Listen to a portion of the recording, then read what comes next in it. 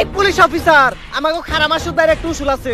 বাইকটা যতক্ষণ খাড়িয়া থাকবো ততক্ষণ ভাইয়ের সামনে কেউ বইতে পারবো না। খারা মাসুদ ভাইয়ের লগে খাড়িয়াই কথা কইতে হইব। তা তোকে বাইকটা বইবো কখন?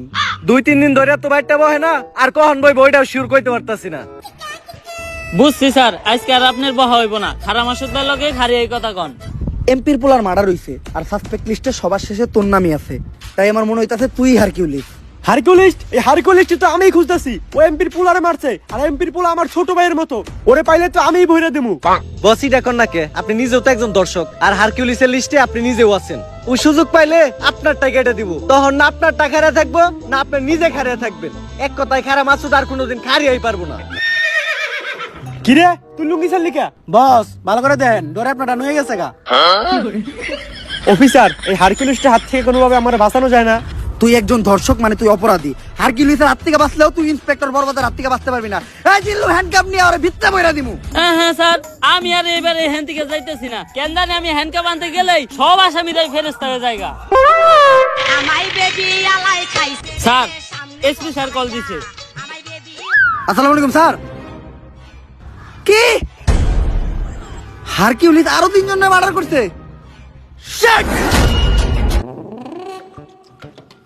চুলছিরুরা 3 দিন হয়ে গেছে একটা কেসের দায়িত্ব দিছি, এখন পর্যন্ত কেসটাই সমাধান করালা না। নতুন করে এই শহরে আরো 3টা মার্ডার হয়ে গেছে। চুল ফালাইছো তোমরা।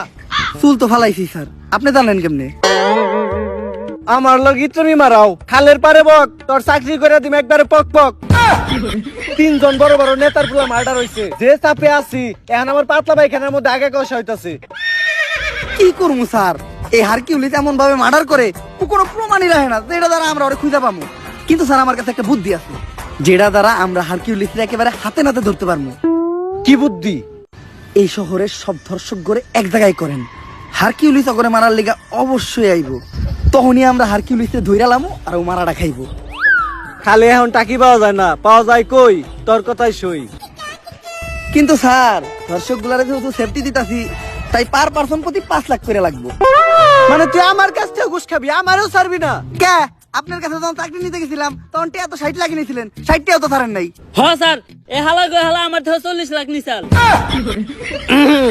আচ্ছা তুই লোকেশন পাঠিয়ে দে, আমি টাকা আর এই শহরে সব দর্শক করে নিয়ে আইতাছি। বরবাদ, তোর কথা মতো এই শহরের সব দর্শক করে নিয়ে আইছি। স্যার ওগুলো বাইরে রাখাটা সেফ না, হারকিউলিস যে কোনো সময় ওগুলো উপরে হামলা করতে পারে। এক এক করে ওগো সবাই পিসের গোডাউনে ঢুকানোর ব্যবস্থা করেন, আর যাওয়ার আগে তোরা টাকার ব্যাগগুলো এই জায়গায় রেখে যা।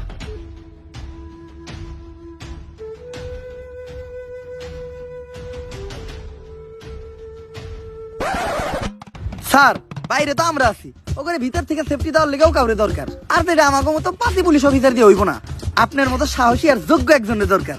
যাই, এত